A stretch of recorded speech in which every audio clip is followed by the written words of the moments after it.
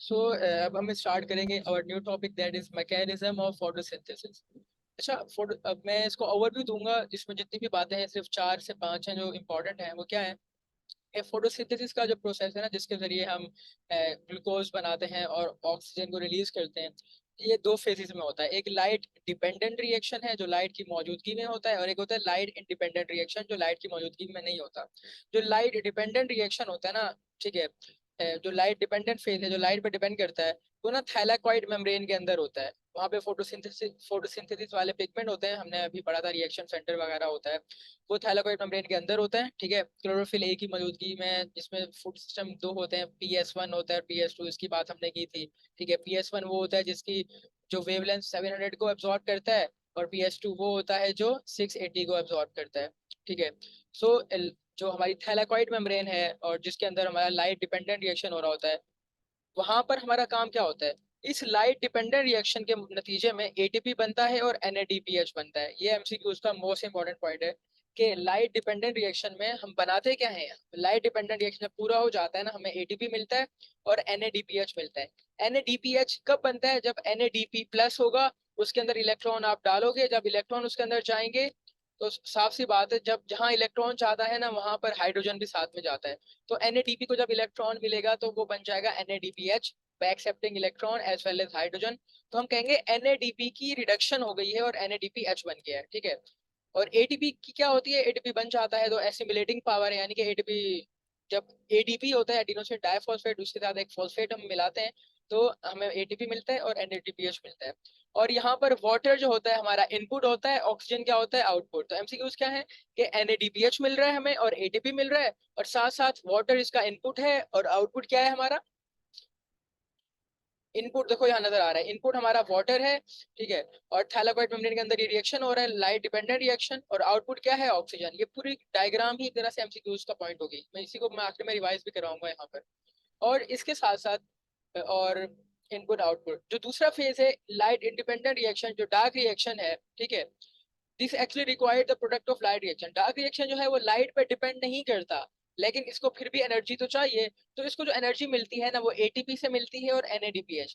So ATP and NADPH जो होते हैं ना, वो एनर्जी प्रोवाइड करते हैं ताकि हमारा डार्क रिएक्शन हो। उस डार्क रिएक्शन को हम केल्विन साइकिल भी कहते हैं। और ये जो डार्क रिएक्शन जो होता है ना, it take place in the stroma. ये स्ट्रोमा के अंदर होता है। स्ट्रोमा यानी कि वो मैट्रिक्स वगैरह का जो चक्कर होता है, खास तौर पर ये किसमें हो रहा है? क्लोरोप्लास्ट के स्ट्रोमा के अंदर। So Kelvin cycle, which is a dark reaction, it take place inside chloroplast, but कहाँ? Stroma of chloroplast। और जो light reaction है वो कहाँ होता है? क्लोरोप्लास्ट के अंदर ही, but where? It take place in thylakoid membrane। ये सारे MCQs के पॉइंट है। और जो डार्क रिएक्शन है जिसमें हम ATP और NADPH को यूज करते हैं, ठीक है, और हम इससे बना, तो इससे हमें मिलता क्या है? ATP NADPH को यूज करते हैं, और कार्बन डाइऑक्साइड हमारा इनपुट के तौर पर यूज होता है, और CO2 जो कार्बन डाइऑक्साइड है हमारा, वो चेंज हो जाता है इनटू G3P, जिसकी फुल फॉर्म है ग्लिसरल्डिहाइड 3 फॉस्फेट, यानी ग्लिसरल्डिहाइड 3 फॉस्फेट। और जो G3P है, ग्लिसरल्डिहाइड 3 फॉस्फेट, ये 3 कार्बन कंपाउंड है। ये भी MCQs का पॉइंट है। तो ATP जो होती है इस रिएक्शन में हम तोड़ते हैं और वो बन जाता है ADP एंड फॉस्फेट। फॉस्फेट जो होता है वो H3PO फॉर्म में चला जाता है, रिलीज होता है। ठीक है, तो ADP टूटता है, उसकी हाइड्रोलिसिस यानी कि टूटना, इनटू ADP एंड फॉस्फेट, और उसकी एनर्जी जो होती है हम इस प्रोसेस में यूज कर लेते हैं। जबकि NADPH जो होता है वो वो हमें इलेक्ट्रॉन देता है और हाइड्रोजन देता है for formation of G3P। NADPH serve as a source of energized electron and hydrogen for forming G3P, which is an energy rich molecule। So G3P एक energy rich molecule है। ठीक है, तो हमने अभी तक जो बात की कि 2 रिएक्शन है, light and dark reaction. Light reaction जो थैलाकॉइड मेम्ब्रेन के अंदर हो रहा है, इसका इनपुट वाटर है, आउटपुट ऑक्सीजन है। केल्विन साइकिल है डार्क रिएक्शन। वो कब होता है? तो याद रखना, दोनों रिएक्शन साथ साथ होते हैं। अब ये नहीं है कि जो डार्क रिएक्शन है हमारा वो अंधेरे में ही होगा। डार्क रिएक्शन का मतलब ये है कि वो लाइट पर डिपेंड नहीं करता, लेकिन वो अंधेरे में भी नहीं होता। वो लाइट की मौजूदगी में ही होता है, बट डिपेंड नहीं करता लाइट के ऊपर, बिकॉज इसको जो चीज चाहिए ना, ADP और NADPH, वो बनती है लाइट की मौजूदगी में। इसको भी लाइट की मौजूदगी में ही होना जरूरी है, बिकॉज अगर लाइट नहीं होगी तो ADP और NADPH नहीं बनेगा। जब ATP और NADPH नहीं बनेगा तो बताओ इस रिएक्शन को ये कैसे चलाएगा, एनर्जी कैसे देगा इसको? हम कह सकते हैं कि दोनों रिएक्शन दिन में ही होते हैं। Both reactions take place in day time in presence of light. But depend कौन करता है, डिपेंड कौन नहीं करता, ये बात मैंने बता दी, ठीक है। और जो ग्लिसरॉल्डिहाइड 3 फॉस्फेट बनता है, हम यहाँ से ग्लूकोज बनाते हैं और ये केल्विन साइकिल होती है, हम इसको डिटेल में पढ़ेंगे। तो अब लाइट डिपेंडेंट रिएक्शन की बात कर रहे हैं कि लाइट की मौजूदगी में क्या होता है, ठीक है। लाइट डिपेंडेंट रिएक्शन जो होता है ना, इसमें क्या होता है, लाइट अब्जॉर्ब होती है फोटो सिस्टम के जरिए। फोटो सिस्टम 1 होता है, 2 होता है, इसकी बात हमने की थी, ठीक है। ये है किसकी type, PS1 PS2, these are actually chlorophyll की टाइप्स हैं। सो और क्लोरोफिल की जो अरेंजमेंट होती है हम उसको फोटो सिस्टम कहते हैं। तो लाइट आती है, it is absorb by photo system, वहां से इलेक्ट्रॉन निकलते हैं। कैसे निकलते हैं हम इसकी बात अभी डिटेल में करेंगे, बट मैं ओवरव्यू दूं तो देखो ये फोटो सिस्टम अरेंज इस तरह होता है कि बाहर बाहर होता है क्लोरोफिल बी होता है, बीच में होता है रिएक्शन सेंटर जिसको क्लोरोफिल ए कहते हैं। सो लाइट आती है, वो क्लोरोफिल बी और कैरोटीनॉइड वगैरह इसको एक्सेप्ट करते हैं। जब लाइट आती है वो 2 फोटोन की फॉर्म में होती है। तो 2 फोटोन होते हैं, वो ना आते हैं और क्लोरोफिल बी और कैरोटीनॉइड में से, जो कि एक्सेसरी पिगमेंट है, वहां पे उनके 2 इलेक्ट्रॉन को एक्साइट कर देती है। जब 2 इलेक्ट्रॉन इसके एक्साइट हो जाते हैं, तो वो 2 इलेक्ट्रॉन एक्साइट होने के बाद चले जाते हैं बीच में, यानी कि वो ट्रांसफर हो जाते हैं बीच में रिएक्शन सेंटर के पास। और रिएक्शन सेंटर पे क्या मौजूद है, क्लोरोफिल ए मौजूद है। जब वो 2 इलेक्ट्रॉन यहाँ पर आते हैं, तो फर्दर वो क्लोरोफिल के अंदर, क्लोरोफिल ए के अंदर मौजूद इलेक्ट्रॉन को एक्साइट कर देते हैं। फिर वो जो इलेक्ट्रॉन इसके एक्साइट हो गए, that is the final product of photo system. जब इलेक्ट्रॉन एक्साइट हमें यहाँ से मिल जाते हैं, वो इलेक्ट्रॉन फ्लो करते हैं थ्रू इलेक्ट्रॉन ट्रांसपोर्ट चेन, जिसको हम ETC भी कहते हैं शॉर्ट फॉर्म में। और इलेक्ट्रॉन ट्रांसपोर्ट चेन से जब वो चल रहे होते हैं, हम इसको आगे भी देखेंगे, तो जब भी इलेक्ट्रॉन चल रहा होगा ना, तो जब इलेक्ट्रॉन एक जगह से दूसरी जगह जाएगा, इलेक्ट्रॉन एक कैरियर से, यानी कि जिसने इलेक्ट्रॉन को पकड़ा हुआ है, यहाँ से जाएगा दूसरे कैरियर के पास, ठीक है। तो जब इलेक्ट्रॉन यहाँ से दूसरे कैरियर के पास जाएगा ना, तो एक एनर्जी रिलीज होती है। और जो एनर्जी रिलीज होती है ना, उसके नतीजे में क्या होता है, उसके नतीजे में हाइड्रोजन आयन, जिसको हम प्रोटॉन भी कहते हैं, वो मूव करते हैं एक जगह से दूसरी जगह मेम्ब्रेन की। और ये जो, बिकॉज ये लाइट रिएक्शन जो है वो थाइलाकॉइड मेम्ब्रेन के अंदर हो रहा है। सो जो थाइलाकॉइड की मेम्ब्रेन होती है ना, इसमें थैलाकॉइड का जो स्ट्रोमा होता है, हमें वो स्ट्रोमा से आयंस जाते हैं और थैलाकॉइड की इनर सरफेस में आ जाते हैं। ये है थैलाकॉइड की समझो इनर स्पेस। सो क्लोरोप्लास्ट, देखो ये क्लोरोप्लास्ट है, उसी के अंदर मौजूद है हमारा ये क्लोरोप्लास्ट, उसी के अंदर मौजूद है हमारे थैलाकॉइड। और ये है थैलाकॉइड की मेम्ब्रेन। तो जब इलेक्ट्रॉन एक जगह से दूसरी जगह ट्रांसफर होगा, तो हाइड्रोजन आयन जो कि क्लोरोप्लास्ट के स्ट्रोमा के अंदर मौजूद थे, वो पंप हो जाएंगे inside towards the thylakoid membrane की इनर स्पेस। ये बात समझ में आई कि हाइड्रोजन आयन जो पंप होंगे क्लोरोप्लास्ट के स्ट्रोमा से थैलाकॉइड की अंदर मेम्ब्रेन की तरफ। फिर क्या होगा, आहिस्ता आहिस्ता यहाँ पर हाइड्रोजन आयन की कंसंट्रेशन बढ़ती जाएगी। जब हाइड्रोजन आयन कंसंट्रेशन बढ़ती जाएगी ना, इसके नतीजे में यहाँ पर एक एंजाइम लगा होता है, एक मशीनरी लगी होती है जिसको ATP सिंथेज कहते हैं। और जब हाइड्रोजन आयन कंसंट्रेशन यहाँ पर ज्यादा हो जाती है, तो वो एंजाइम जिसको ATP सिंथेज कहते हैं वो एक्टिव हो जाता है और हाइड्रोजन आयन को अंदर से बाहर भेज देता है। जब वो हाइड्रोजन आयन को अंदर से बाहर भेजता है ना, तो उसी वक्त जब इनको ये बाहर, अंदर से बाहर भेज रहा होता है, दोबारा स्ट्रोमा में भेज रहा होता है, वहीं पर इसको यहाँ से वहां ट्रांसफर करने के नतीजे में हमें एक एनर्जी मिलती है, जिस एनर्जी को यूज करके हम ADP और फॉस्फेट को मिलाते हैं और हमें मिल जाता है ATP। ये आगे मैं दोबारा से डिटेल में बताऊंगा, ये ओवरव्यू था, ठीक है। तो इलेक्ट्रॉन क्या होगा, फोटो सिस्टम के जरिए प्रोड्यूस होगा, वो फ्लो करेगा इलेक्ट्रॉन ट्रांसपोर्ट चेन के जरिए। और ये जो मैंने प्रोसेस बताया ना कि इलेक्ट्रॉन एक जगह से दूसरी जगह जाएगा, फिर प्रोटॉन अंदर पंप होगा, फिर ADP सिंथेज होगा, वो क्या करेगा, H+ आयन को दोबारा स्ट्रोमा में भेजेगा, जिसके नतीजे में ADP और फॉस्फेट मिल जाएंगे, ठीक है, ADP सिंथेज की मदद से। इस रिएक्शन को कीमोस्मोसिस सिंथेसिस ऑफ ATP कहते हैं। यानी कि कीमो कीमोस्मोसिस का मतलब है एक केमिकल इक्विलिब्रियम बना, किसका, हाइड्रोजन आयन का। उसके नतीजे में एक ऑस्मोटिक प्रेशर भी बन गया। ऑस्मोटिक प्रेशर होता है कि जहाँ पर आयन ज्यादा हो जाए, तो हमारे पास हाइड्रोजन आयन अंदर ज्यादा हो गए, तो इस ऑस्मोटिक प्रेशर के नतीजे में हमने हाइड्रोजन आयन को अंदर से दोबारा स्ट्रोमा में भेज दिया। जब अंदर से दोबारा स्ट्रोमा के अंदर हमने भेजा, तो फिर वहां पे क्या होगा, जब ये वहां या अंदर से बाहर जाएंगे तो ADP और फॉस्फेट मिलेगा और ATP बन जाएगा। तो फोटो सिस्टम में इलेक्ट्रॉन प्रोड्यूस होते हैं, लाइट जब एब्सॉर्ब होती है, फिर फ्लो करते हैं थ्रू इलेक्ट्रॉन ट्रांसपोर्ट चेन, फिर जहाँ फिर कीमोस्मोटिक सिंथेसिस होता है ADP का। और आखिर में क्या होता है, फिर जो आखिर में इलेक्ट्रॉन जो बच जाते हैं ना, they are accepted by NADP to form NADPH, ठीक है। ये जो एक्साइटेड इलेक्ट्रॉन का फ्लो है ना, ये नॉन साइक्लिक भी होता है और साइक्लिक भी होता है। यानी कि जो इलेक्ट्रॉन फ्लो कर रहे हैं इलेक्ट्रॉन ट्रांसपोर्ट चेन के जरिए, ये साइक्लिक भी हो सकते हैं, नॉन साइक्लिक भी। यानी कि साइक्लिक ऐसे होंगे कि अगर फॉर एग्जांपल फोटो सिस्टम 2 से मेरे इलेक्ट्रॉन निकले, जब 2 से निकले तो ये 1 के पास जाएं, और 1 से होकर दोबारा 2 में आ जाएं, तो हम कहेंगे कि यार ये साइक्लिक है कि दोबारा से वापस जहां से निकला था वहीं आ गया है। लेकिन मैंने 2 की मिसाल दी, दरअसल होता ऐसा नहीं है। जो साइक्लिक वाली होती है ना, सिर्फ PS1 में होती है, फोटो सिस्टम 1 में होती है। एमसीक्यूज का पॉइंट है। और जो नॉन साइक्लिक होता है, इसमें PS2 और PS1 दोनों यूज होते हैं। ये भी एमसीक्यूज का पॉइंट है, ठीक है। सो अगर इलेक्ट्रॉन वापस से उसी जगह पर आ जाएगा, उसी सिस्टम में आ जाएगा जहां से निकला था, इसको हम साइक्लिक कहते हैं। और अगर वापस नहीं आएगा तो नॉन साइक्लिक कहते हैं। और लाइट रिएक्शन में सबसे इंपॉर्टेंट चीज होती है एडीपी का बनना। और एडीपी कैसे बनता है? वो जो कीम ऑस्मोटिक सिंथेसिस के जरिए बनता है ना, कीम ऑस्मोटिक सिंथेसिस ऑफ एटीपी, ठीक है, उसके जरिए बनता है। और ये एटीपी का बनना है ना लाइट रिएक्शन की मौजूदगी में, इसे हम फोटोफॉस्फोराइलेशन ही कहते हैं। क्या कहते हैं? लाइट की मौजूदगी में फोटो सिस्टम से इलेक्ट्रॉन निकले, फ्लो करें, आखिर में कीम ऑस्मोटिक सिंथेसिस हो, इस पूरे प्रोसेस को फोटो फोस्फोराइलेशन कहते हैं। और ये जो मैकेनिज्म है, जिस मैकेनिज्म के जरिए एडीपी बनता है, उसको कीम ऑस्मोसिस कहते हैं। और अब मैंने कहा फोटो फोस्फोराइलेशन की 2 टाइप्स हैं, जो साइक्लिक और नॉन साइक्लिक है ना, वो वहां यहीं पर डिस्कस हो रहे हैं। नॉन साइक्लिक फोटो फोस्फोराइलेशन कौन सा है? जिसमें हम दोनों यूज करेंगे, PS1 और PS2। ये एमसीक्यूज के पॉइंट बता रहा हूँ मैं, ठीक है। तो ये प्री डोमिनेंट पाथवे कौन सा है लाइट रिएक्शन का? It is the non cyclic, it is the predominant pathway MCQs which take place in higher plant. जो नॉर्मली हो रहा होता है, it is the non cyclic. और इसमें क्या होता है, दोनों फोटो सिस्टम यूज हो रहे होते हैं और 2 इलेक्ट्रॉन ट्रांसपोर्ट चेन यूज हो रही होती हैं, ठीक है। सबसे पहले क्या होता है, अगर हम बात करें तो ये रहा एक इसकी एक डायग्राम है, ठीक है, किस तरह कीमोस्मोटिक सिंथेसिस हो रहा होता है। फिर मैं ये पहले एक्सप्लेन करता हूँ, फिर हम रीडिंग करेंगे। तो सबसे पहले ये है हमारा फोटो सिस्टम 2, ठीक है। सबसे पहले लाइट आती है। जब लाइट फोटो सिस्टम 2 के ऊपर पड़ती है, ठीक है, फोटो सिस्टम 2 कौन सा होता है? जिसके अंदर 680 नैनोमीटर वाली लाइट अब्सॉर्ब होती है 2 के अंदर, ठीक है। तो लाइट पड़ती है बाहर पेरीफ्री के अंदर, जिसको हम एंटीना कॉम्प्लेक्स कहते हैं। एंटीना कॉम्प्लेक्स के ऊपर जब लाइट पड़ेगी, ये पेरिफेरल एरिया होता है फोटो सिस्टम का। तो वहां से फिर रिएक्शन सेंटर में जाएगी, जहाँ पर क्लोरोफिल ए मौजूद होगा और फोटो सिस्टम 2 वहां पर हो रहा होगा।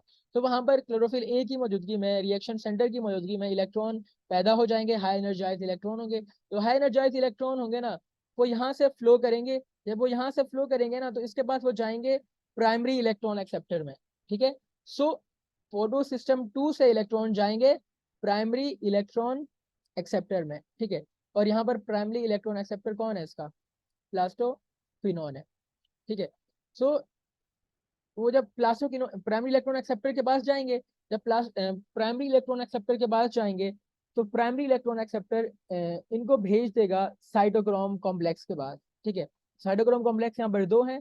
साइटोक्रोम कौन कौन सा? एक साइटोक्रोम B6 का कॉम्प्लेक्स है और साइटोक्रोम F का कॉम्प्लेक्स है। तो इलेक्ट्रॉन पहले आएंगे PS2 में, पैदा होंगे, ठीक है। यहाँ से वो जाएंगे इलेक्ट्रॉन एक्सेप्टर में, प्राइमरी इलेक्ट्रॉन एक्सेप्टर। फिर प्राइमरी इलेक्ट्रॉन एक्सेप्टर के बाद वो जाएंगे प्लास्टोक्विनोन में। फिर प्लास्टोक्विनोन से वो कहाँ जाएंगे?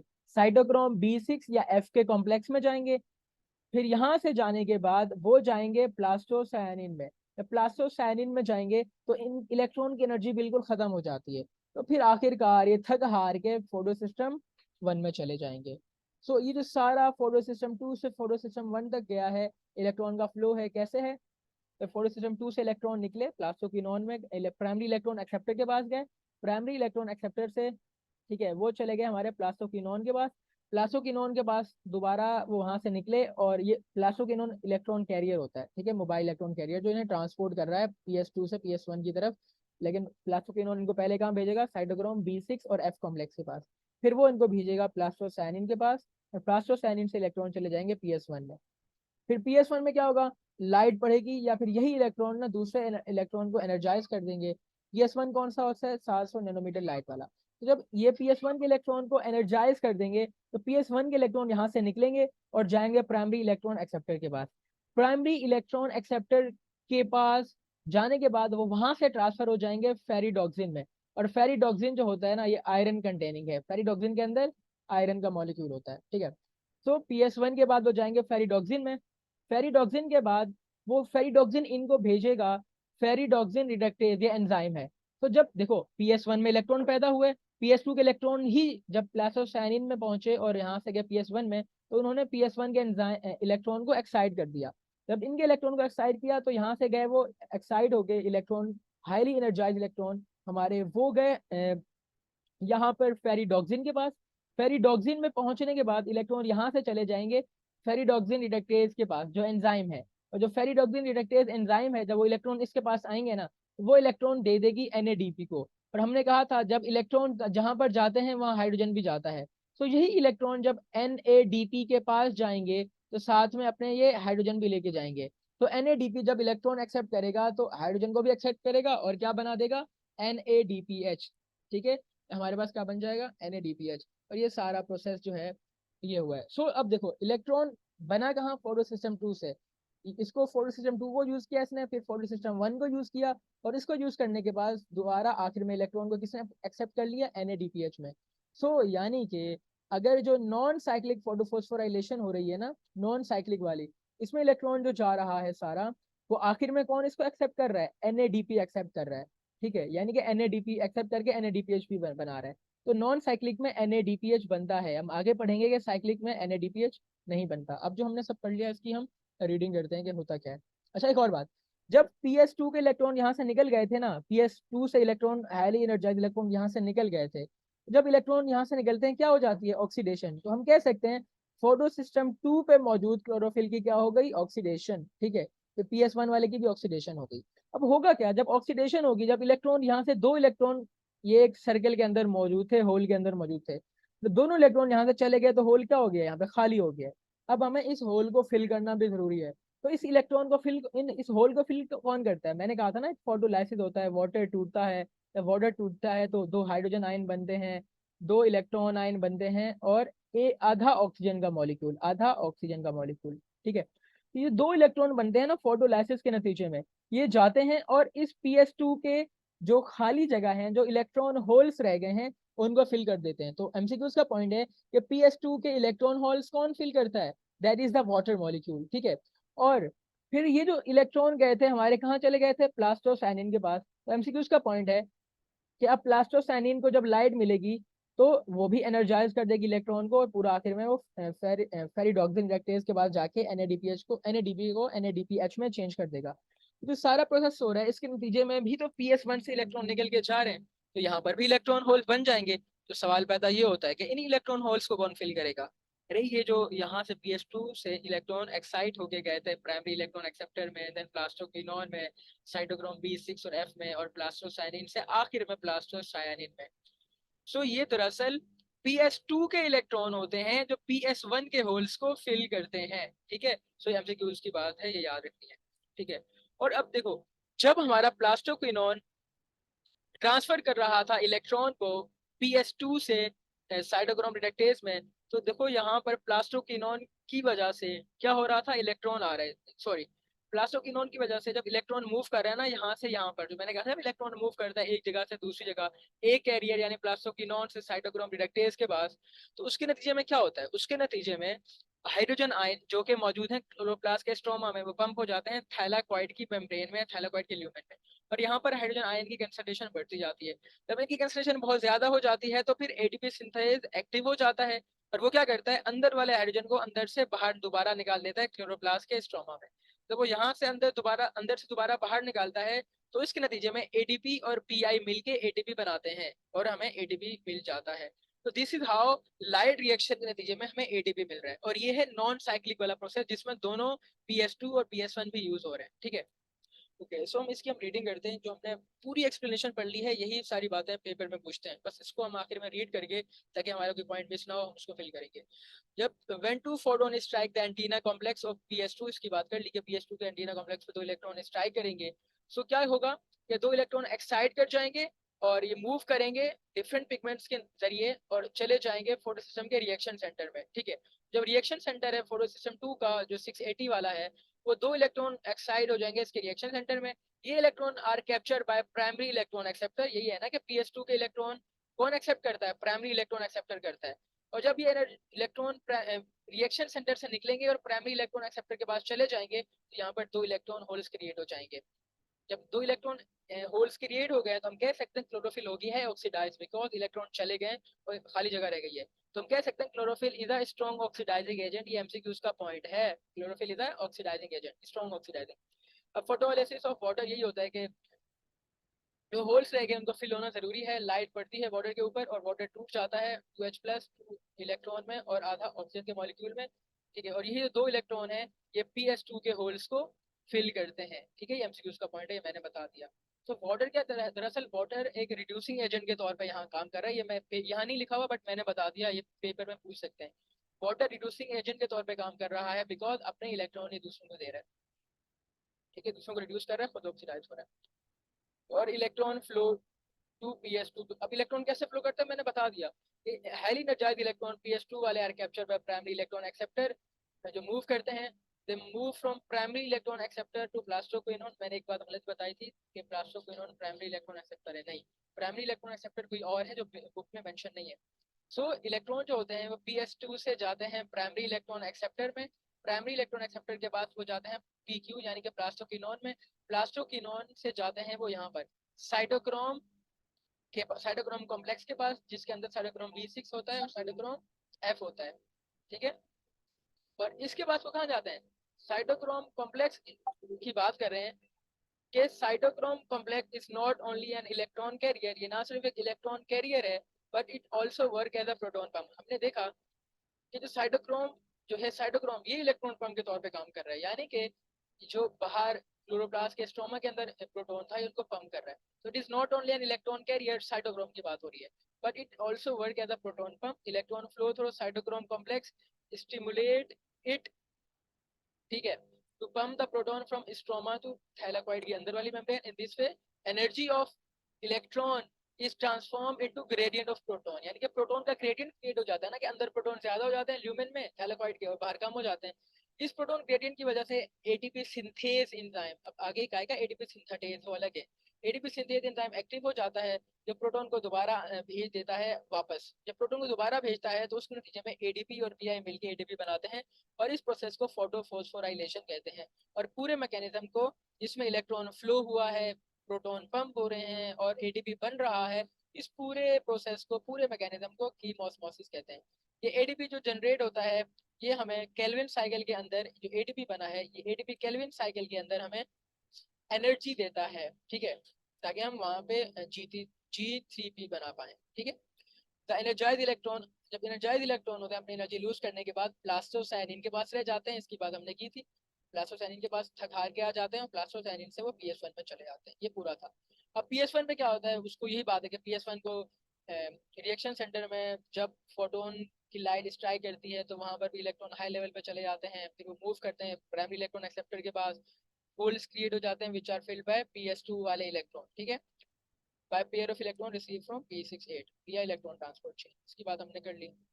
फिर वही बात होती है कि इलेक्ट्रॉन जब फ्लो करता है तो फेरिडॉक्सिन के प्राइमरी इलेक्ट्रॉन एक्सेप्टर के पास जाते हैं, फेरिडॉक्सिन के पास, ये आयरन कंटेनिंग प्रोटीन है।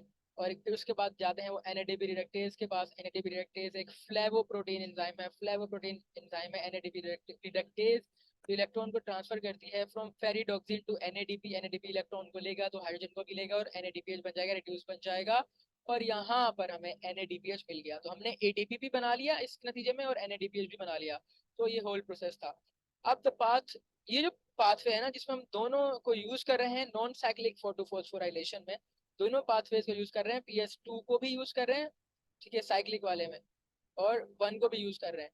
इसको हम जेड स्कीम कहते हैं बिकॉज एक जिग जैग तरीके से हो रहा है, यानी कि देखो यही हो रहा है ना, यहाँ पर इलेक्ट्रॉन ऊपर गया प्राइमरी इलेक्ट्रॉन एक्सेप्टर के पास, फिर प्लास्टोक्विनोन के पास गया, साइटोक्रोम कॉम्प्लेक्स के पास गया, प्लास्टोसाइनिन के पास गया, PS1 के पास गया, फिर PS1 से primary electron acceptor, then ferredoxin, NADP reductase, आखिर में NADPH। तो ये अब तुम ये अगर पूरा लेक्चर लेने के बाद ये डायग्राम भी देख लो तुम्हें सब समझ में आ जाएगा। और याद रखना कि proton gradient for ATP is created by cytochrome. Plastoquinone भी करता है बट हमारी बुक में मेंशन नहीं किया, तो मैं छोड़ दूँ इस बात को नहीं लिखना, बट होता ये कि प्लास्टोक्विनोन का भी इसमें रोल होता है। और प्रोटॉन ग्रेडियंट जो साइटोक्रोम कॉम्प्लेक्स यहाँ पर क्रिएट कर रहा है, ये बात याद रखना है। साइटोक्रोम कॉम्प्लेक्स जो है यहाँ पर वो H+ आयन को पंप करता है फ्रॉम क्लोरोप्लास्ट के stroma to inner space of thylakoid, ठीक है, और आखिर में NADPH बन जाता है। अब साइक्लिक में क्या होता है यार, साइक्लिक वाले भी बहुत आसान है। साइक्लिक में ये होता है, साइक्लिक में सिर्फ PS1 यूज होता है, ये MCQs का पॉइंट है, ठीक है, 700 वाला। तो वही बात है कि लाइट पड़ी, लाइट के बाद इलेक्ट्रॉन एक्साइट हो गए और रिएक्शन सेंटर वाले इलेक्ट्रॉन हाई लेवल पे गए, हाई लेवल के बाद प्राइमरी इलेक्ट्रॉन एक्सेप्टर के पास गए। जब प्राइमरी इलेक्ट्रॉन एक्सेप्टर के पास जाएंगे ना तो इलेक्ट्रॉन ट्रांसपोर्ट चेन से मूव करेंगे, और प्राइमरी देखो यहाँ पर PS1 है, यहाँ ये प्रोसेस हो रहा है, PS1 पे लाइट पड़ी, लाइट पड़ने के बाद इलेक्ट्रॉन एक्साइट हो गए, प्राइमरी इलेक्ट्रॉन एक्सेप्टर में गए, प्राइमरी इलेक्ट्रॉन एक्सेप्टर से वो जाएंगे फेरिडोक्सिन में, फेरिडोक्सिन से जाएंगे साइटोक्रोम कॉम्प्लेक्स में, ठीक है। प्रोटॉन की पंपिंग होगी, H+ आयन अंदर आएंगे, इतनी H+ आयन अंदर ज्यादा हो जाएगा, एडीपी सिंथेज एक्टिव होगा और इसको दोबारा अंदर भेज देगा वापस थाइलाकॉइड सॉरी क्लोरोप्लास्ट की स्ट्रोमा के अंदर, और एडीपी जनरेट हो जाएगा। एडीपी जनरेट हो जाएगा ना जब, तो आखिर में इलेक्ट्रॉन की एनर्जी बिल्कुल खत्म हो जाएगी, वो प्लास्टोसायनिन में आएंगे और प्लास्टोसायनिन से दोबारा PS1 में आ जाएंगे। देखो यहाँ पर ये वाला काम नहीं हो रहा। प्राइमरी इलेक्ट्रॉन एक्सेप्टर पे पहुंचने के बाद वो इस पाथवे पे गया है कि वो इस फेरिडोक्सिन के पास गया है, इस फेरिडोक्सिन के पास नहीं गया है। दोनों एक ही जैसे है, लेकिन यहाँ पर फिर फर्क आ जाता है कि जब ना नॉन साइक्लिक वाला काम होगा ना PS1 में जो सिर्फ होता है, तो फेरिडोक्सिन के पास वो जाएगा साइटोक्रोम कॉम्प्लेक्स के पास, NADP रिडक्टेज में नहीं जाएगा, बिकॉज NADP रिडक्टेज में उस वक्त जाता है जब वो नॉन साइक्लिक कर रहा होता है, जिसमें PS2 और PS1 दोनों यूज होते हैं, और फिर आखिर में बना लेगा NADPH। सो नॉन साइक्लिक वाले में हमें NADPH मिलता है, साइक्लिक वाले में NADPH नहीं मिलता, लेकिन ATP हमें मिलता है, ठीक है। तो ये साइक्लिक वाला होता कब है भाई? साइक्लिक वाला उस वक्त होता है जब आपकी बॉडी में NADPH बहुत ज्यादा हो जाता है। जब NADPH बहुत ज्यादा हो और ADP कम हो, तो NADPH क्या हो, ज्यादा हो, और ATP हो आपकी बॉडी में कम, तो उस वक्त साइक्लिक वाला काम होगा, ठीक है। और ये सारा काम जो मैंने बता दिया इस डायग्राम के जरिए वही सब कुछ होगा। साइटोक्रोम B6F कॉम्प्लेक्स एक्टिवेट होगा, प्लास्टोसायनिन वहां से दोबारा। और अच्छा इसमें खास बात क्या है, NADPH नहीं बनता और फोटोलाइसिस भी नहीं होता। इसमें फोटोलाइसिस की जरूरत नहीं है, बिकॉज फोटोलाइसिस उस वक्त होगा जब PS2 इन्वॉल्व होगा, और ऑक्सीजन भी रिलीज नहीं होता, बिकॉज जब फोटोलाइसिस होता है तो फोटोलाइसिस के नतीजे में ही ऑक्सीजन रिलीज होता है। तो साइक्लिक में क्या क्या नहीं होता? साइक्लिक में NADPH नहीं बनता, फोटोलाइसिस नहीं होता इसमें, और ऑक्सीजन रिलीज नहीं होता। तो ये सारा सारा प्रोसेस था। अब इसमें है लाइट इंडिपेंडेंट फेज, ठीक है, हम इसको डिस्कस करते हैं, और this will be discuss in an other video.